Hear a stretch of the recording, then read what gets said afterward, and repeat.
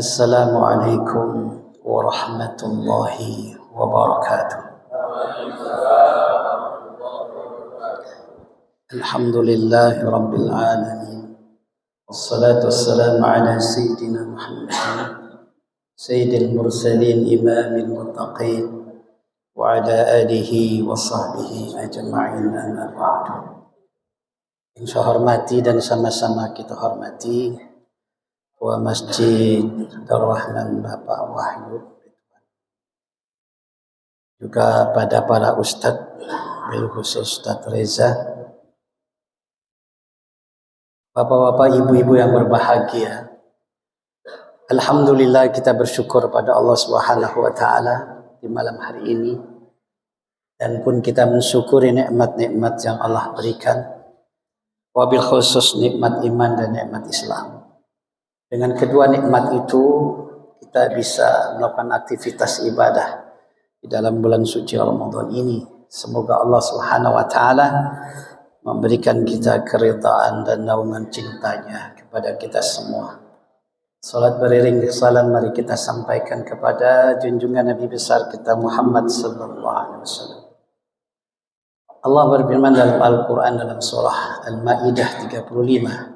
Bismillahirrahmanirrahim. Ya ayyuhalladzina amanu taqullaha wabtaghu ilaihil wasilah wajahidu fi sabilihi la'allakum tuflihun. Hai orang-orang yang beriman, bertakwalah kepada Allah dan carilah jalan untuk dekat kepadanya. Berjihadlah di jalannya. Semoga kamu semua menjadi hamba Allah yang sukses dunia dan akhirat. Dalam tafsir Safatul Tafasir dikatakan ay khafu iqabahu. Orang-orang beriman dan orang yang bertakwa itu punya potensi memasuki surga Allah Subhanahu wa taala. Dan Allah sudah berjanji kalau orang beriman punya mujahadah yang tinggi dalam perintah Allah dan perintah Rasulullah sallallahu alaihi wasallam, akan naik ke tingkat takwa Allah Subhanahu wa taala. Mereka takut dengan siksa Allah. Mereka takut akan murka Allah Subhanahu wa taala. Maka cocok sekali ayat perintah puasa ditujukan untuk orang-orang yang beriman. Karena hanya orang beriman yang mampu melakukan aktivitas ibadah menuju takwa Allah Subhanahu wa taala. Watlubu, carilah ma yuqarribukum ilaihi, yang mendekat, sesuatu yang mendekatkan diri kamu kepada Allah, min ta'atihi wa ibadatihi, dari taat kepadanya dan ibadah kepadanya. Jadi kita disuruh oleh Allah Subhanahu wa taala untuk mencari sesuatu yang membuat kita dekat kepada Allah. Min ta'atihi, dari ketaatan. Dan bentuk ketaatan taat kepada Allah Subhanahu wa taala yang pertama syukur. Syukur kepada Allah Subhanahu wa taala. Dan kita bersyukur kepada Allah Subhanahu wa taala di bulan Ramadan ini kita mampu melakukan aktivitas ibadah. Dan syukur bukan hanya sekedar ucapan di lisan alhamdulillah saja, tapi menyurak dalam hati cinta kita kepada Allah. Lantas kita aplikasikan syukur itu dalam bentuk ibadah. Frekuensi ibadah di dalam bulan suci Ramadan ini beda dengan ibadah di luar Ramadan. Pahalanya dilipat gandakan oleh Allah Subhanahu wa taala. Maka seorang mukmin dia tahu dan paham harus memanfaatkan bulan suci ini sebagai bulan perubahan. Syahrul Ramadan fursah li islahil akhlaq wal ibadah. Jadi ibadah Ramadan, bulan suci Ramadan ini bulan kesempatan untuk merubah akhlak dan ibadah kita kepada Allah. Akhlak kepada manusia, akhlak kepada Allah. Ini wujud syukur kita. La in syakartum la azidannakum wa la in kafartum inna azabi lasyadid. Jika kalian bersyukur, aku tambah nikmat.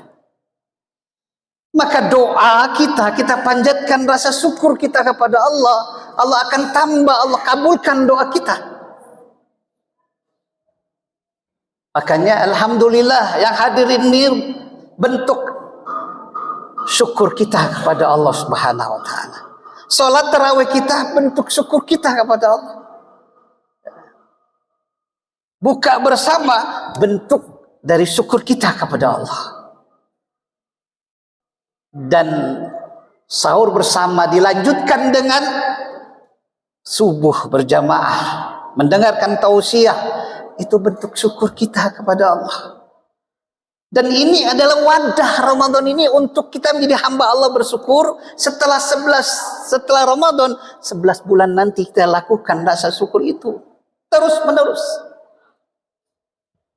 Bersyukur akan Allah tambah. Ya Pak ya, Pak punya istri bersyukur, Allah tambah istrinya.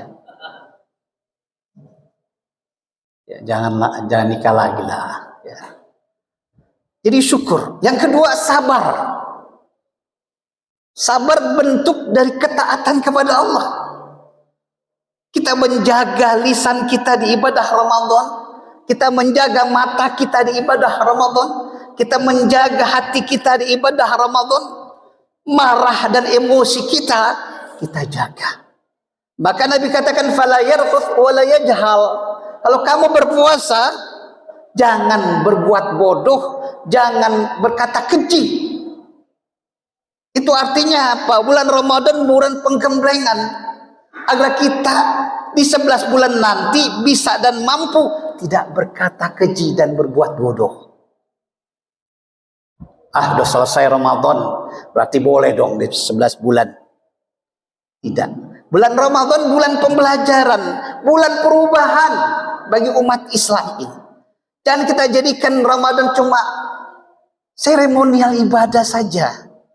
Jadikan sebagai bulan perubahan dari segala sisi kehidupan kita. Akhlak kita, ibadah kita, hubungan kita kepada Allah dan hubungan kita kepada manusia harus berubah. Kalau kita bicara sabar, Bapak kenal Nabi Ayub? Bu, kenal Nabi Ayub, Bu? Nalan di mana? Nabi Ayub, Nabi yang Allah uji. Allah berikan nikmat 20 tahun, Allah berikan kenikmatan kepada Nabi Ayub. Kekayaannya, sawah ladangnya, ternaknya. Bahkan Allah berikan istri yang cantik dan anak 12 laki-laki semua. Usia 51 tahun. Allah uji Nabi Ayub. Allah kasih penyakit. Hari pertama Allah kasih penyakit. Penyakit menular yang tetangganya nggak mau dekat sama dia. Hari kedua, tatkala istrinya menyiapkan makanan hidangan untuk anak-anaknya 12 anak. Atap rumahnya ambrol mengenai 12 anaknya, mati. 12 anaknya mati. Hari ketiga, Allah turunkan hama dan badai, menyapu habis semua ternak dan sawahnya. Tapi yang herannya di sekitar tetangganya tidak satu pun yang kena. Nabi Ayub Allah uji selama 18 tahun. 18 tahun. Istrinya berkata, "Ya Nabi Allah, engkau kan seorang nabi. Sudah lama engkau tidak berdakwah. Minta sama Allah agar Allah memberikan penyembuhan. Agar kamu bisa kembali lagi berdakwah." Saya malu sama Allah.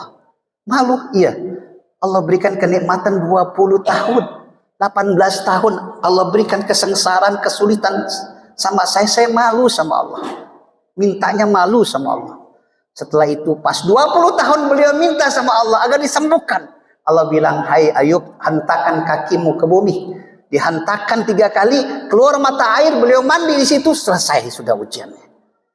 Istrinya yang di luar pas melihat suaminya berubah total menjadi ganteng lagi, heran, siapa Anda? Dan Allah kembalikan semua hartanya lagi. Buah kesabaran. Kalau Ramadan kita kerjakan dengan sabar, nanti insya Allah kita keluar menjadi hamba Allah yang benar-benar orang-orang yang sabar menghadapi hidup dan kehidupan ini. Saya teringat perkataan Umar bin Khattab. Beliau mengatakan, ma asobatni musibatun illa wajadtu fiha thalathu ni'am. Tidaklah ujian itu menimpahku kecuali aku temukan 3 nikmat. Ini udah kalau imannya sudah hebat nih. 3 nikmat. Pertama apa? Annah lam takun fi dini. Selama musibah itu tidak menimpa agamaku, tatkala Allah berikan ujian kesulitan, aku dalam kondisi sholat, aku dalam kondisi ibadah, aku dalam kondisi taat kepada Allah Subhanahu wa taala. Yang kedua, annah lam takun a'dhamu mimma kanat. Dan Allah berikan ujian itu tidak yang lebih besar dari yang ada. Tetangganya lebih besar dari apa yang dia berikan. Dia terima ujian dari Allah. Muncul rasa syukur kepada Allah. Dan yang ketiga, annallahu yujazi 'alaiha al-jazaa al-kabira. Dan Allah balas musibah itu dengan pahala dan ganjaran kenikmatan yang luar biasa. Karena itu yang selanjutnya wa ibadatihi, bentuk ibadah yang kita lakukan, ibadah Ramadan, puasa, baca Quran, ya, apalagi Pak Bu, ya, infak sedekah, qiyamul lail di malam hari setelah Ramadan jam 2:30 qiyamul lail. Ya, kalau sudah witir nggak perlu witir lagi, karena witir cuma sekali. Ya. Dan itu membentuk akhlakul karimah. Sebelum saya tutup, ada sebuah kisah. Kita ambil ibrah, pelajaran di dalam kisah ini. Ada Imam Abu Hatim bin Al-Asam. Al-Asam ini julukan tuli, pura-pura tuli. Abu Hatim kedatangan seorang wanita, mau minta fatwa tentang permasalahan hidupnya. Di tengah-tengah pembicaraan, maaf, wanita itu mengeluarkan angin yang sedikit keras bunyinya. Tahu angin, Bu? Pak? Kentut. Abu Hatim tersenyum dan dia bilang, wanita, tolong keraskan suara kamu. Saya nggak dengar. Apa yang kamu katakan saya nggak dengar. Tolong keraskan. Dengar ini wanita tegakan. Oh, ternyata dia nggak dengar kentut saya, padahal gede kentutnya. Nggak dengar. Pura-pura sampai 15 tahun wanita itu masih ada. Beliau pura-pura tuli. Maka disebut dengan julukan Al-Asam. Pura-pura tuli. Padahal muridnya tahu dia nggak tuli, tapi muridnya nggak pernah cerita. Itu luar biasa akhlaknya ulama ini. Menghormati, menghargai privasi wanita tadi. Kalau kita kan enggak, kentut, cantik-cantik kentut. Kalau kita kan tidak.